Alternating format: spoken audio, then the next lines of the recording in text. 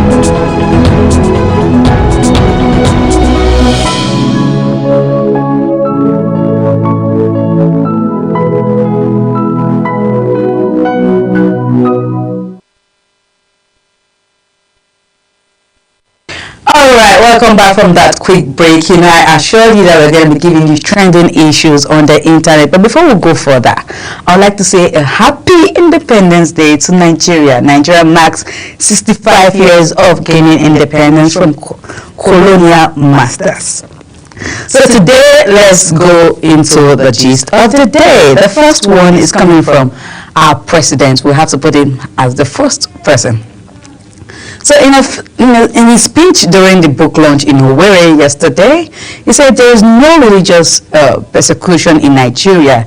It is a lie from the pit of hell. Today, Nigeria can confidently say we have well-equipped hospitals capable of treating critical illness such as cancer. We are investing in the welfare of our people. Those criticizing the country should stop. 65 years of independence is no small achievement. We are proud of our forefathers.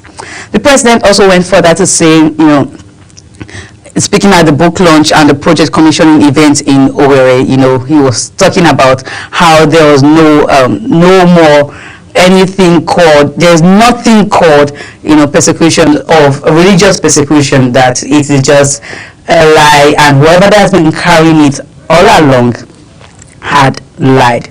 Meanwhile, when this particular speech was going on, people went to dig out a tweet from the president himself in 2014 January, where the president, I think that was 2015 January, where the president, then tweeted about the then president, where Bola Ahmed Tinubu, who is the current president of Nigeria now, tweeted about the then president, Goodluck Ebele Jonathan, asking him to please do something about the religious killings in the north when it comes to Christians. And he said that the president has failed to address it.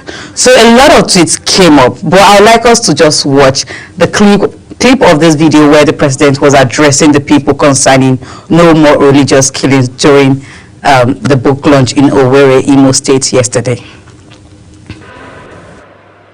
No religious persecution in Nigeria is a lie from the pit of hell.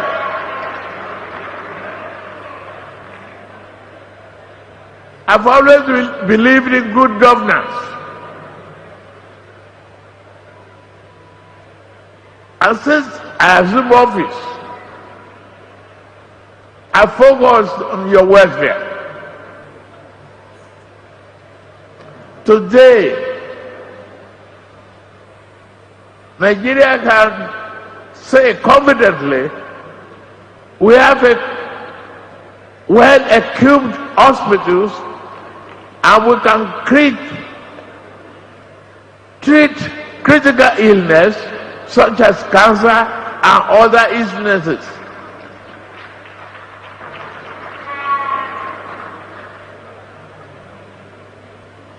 We are investing in the welfare of our people. That's what you are doing. Every aspect of the pain in our economy is because of the future.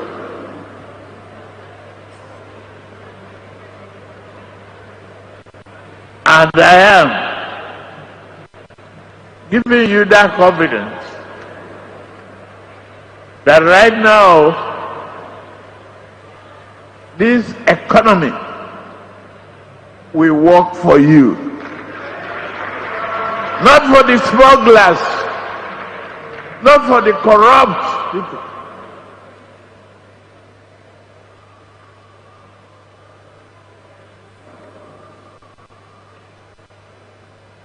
You are being patient. You will persevere with us. You build an understanding.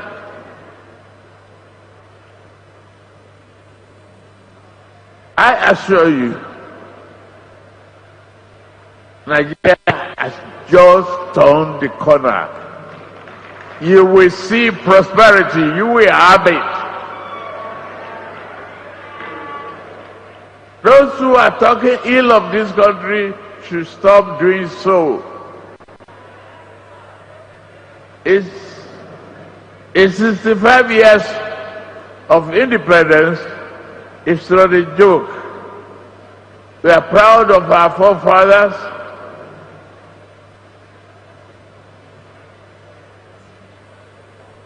We are proud of what they believe. That Nigeria should be one. That is, it must be an all-inclusive government. That we must take care of the elderly. We must take care of the vulnerables. We must educate our children. Build welfare that will take care of our healthcare system.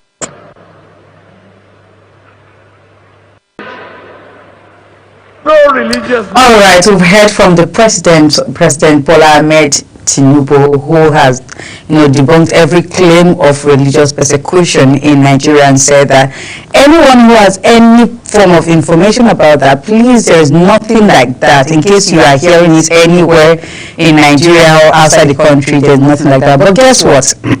Social media do not even believe this speech made by the president. So there've been a lot of back and forth, a lot of debates on social media as regards this particular speech. So we are just going to be taking comments from people on social media as regards the speech. And the first comment is coming from Prince Nedu and Princess. He actually tagged tagged the president. He said, official Asiwaju Bat, go to that well-equipped hospital next time. Don't fly to London. Well, I don't see anything wrong with this. If the president says we have well-equipped hospitals in Nigeria that can actually cure cancer and treat every other illness in Nigeria, then why can't the politicians start patronizing our own hospitals? Because I know a lot of them will tell you, please patronize Nigerian made goods, patronize Nigerian hospitals and all of that. And these are one of the steps that should be taken by politicians to make sure that they are patriotic. We all want to be patriotic. And again, this is 1st October. Please try to be a patriotic Nigeria. Start patronizing your own country's goods. You don't have to wait till you get the Fendis, the Dior and all of that from abroad. We have good quality things here to patronize, so why not do that? The second comment is coming from Temi Fort. And Temifort says, Nigerians know the truth, but they will always pick prejudice over the truth, and those that are pushing narratives will plunder off the ruins of our beloved country. God forbid. Go and ask Libya. God bless Nigeria. God bless Nigeria indeed, Temi. We appreciate this. The third comment is coming from ijfilms.ng. And IJ Film says, with due respect, saying there is no persecution of or insecurity in Nigeria is far from the reality. Just recently in Kwara, lives were lost and similar tragedies continues in the north. The truth is, ordinary Nigerians still face fear and violence daily. We can't call that safety. Very true. We still have insecurity in Nigeria, but I think what the president is trying to say here is, when you're talking about Nigeria outside, you try to give it a good name, but for us to say that there is nothing like insecurity and there's no persecution, of a particular religious sect, I don't think it's true. But again, I think this persecution is even everywhere. Like, everybody is feeling the heat. If you go to the north, they are feeling the heat there. Everywhere it's happening. So I think we should all try to make sure that we do not give the country a bad name. We'll also try to make sure that Nigeria comes first anywhere, anytime. So far, you are a Nigerian. That's how to be a patriotic Nigeria. We're moving on to Lagos State, where Lagos Council raised from the death of council manager Ade Bimpe. Mrs. Adebimpe Akinola, Council Manager of Coca Aguda LCDA and Chair of the Forum of Council Managers, passed away on Monday after a brief illness. Her death marks the 5th female local government official to die in Lagos in just 2 months, a string of tragedies that has shocked the state's grassroots administration. Mrs. Akinola was laid to rest on Tuesday according to Islamic rites, with janaza prayer scheduled at Al-Kitab Mosque after Zuhur, followed by burial in Igbe Lara Cemetery. Since July 27, 4 other women in council position across Lagos have also died, leaving many unsettled by the unprecedented wave of losses. On August 13, it was recorded that Councillor Oluwakemi Rufai of Ward C in Ibeju, Lekki local government died just weeks after her swearing in. Also, on August 18th, Councillor Zainab Shotayo of Ward C in Odioluwa Ojuwoye LCDA also passed away. The cycle of losses continued in September when Princess Oluremi Mutayi Ajose, Vice Chairman of Badagry West LCDA, died on September 20th, followed by the death of Councillor Basirat Oluwakemi Mayabikon of Ward F, Somolu local government. On September 21st, the death of these women have raised concern in Lagos State. Now, this is where I would start asking, if the first person dies, the second person dies, and these people just assume office. They just stay in office for like 2 weeks, 3 weeks, or maybe max a month. But the case of this lady who just died, she just stayed for, I think, a period of 4 months, and she became ill. And most times, these things follow same pattern. They become ill, and at the end of the day, they die off. What is happening in that seat? What is happening in the Lagos Council? What is exactly happening, and what are people doing about it? Is it that there is no space for the women, like the women cannot serve? Did somebody do something? Because this is beyond the physical. Did somebody do something? It's more like a spiritual thing. Excuse me, I'm being a Nigerian here, like a typical African lady, honestly, because it's more like a spiritual thing right now. Any woman who assumes office and is being the chairman of this particular seat dies after a few months of assuming office. So what exactly is going on there?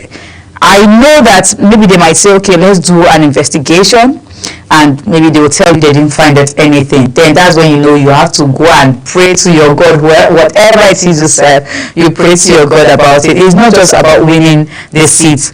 If when you come, by the time you are done winning the seat and you come sit down, what happens to you at the end of the day? Can you even do your work? Can you carry out your responsibility without hearing that you fall sick? It is not a normal thing. 4 or 5 women all gone, same pattern, because of the same on same particular kind of seats. No, it is actually questionable. We are going to be taking comments from social media as regards this, and the first comment is coming from Official Adero 1, and Official Adero says, I've been in Lagos for 25 years and I can tell you that this is not a coincidence. God will help us. Let the women live. It's a Tufiakwa situation. Oh my God, Official Adero, honestly, it is a Tufiakwa situation. That is why I said it is more spiritual. I don't know if you want to look at it as a normal thing, because these ladies do not die by hanging or gone or armed robbery. They just fall sick after some time and they go, and that's just it. It has happened to the first, the second, the third, the fourth person. It's a thorough investigation into the death. It's a thorough investigation into the death of these ladies. The second comment is coming from Shol A Star. Shol A Star says, this is definitely not ordinary again and calls for an investigation. May their soul rest in peace.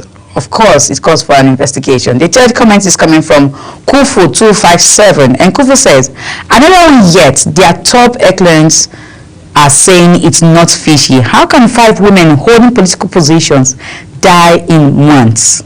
Just a period of months, they are gone. It is actually questionable, and people at this point, are they forbidding women from holding that office, or you're not supposed to hold that political office or the position? What is happening? Are women forbidden to sit there and make sure that they carry out their duties? These are the questions that are being asked, and Nigerians need answers. We'll be going on a short break, and when we return, we have one more story for you. Don't go nowhere.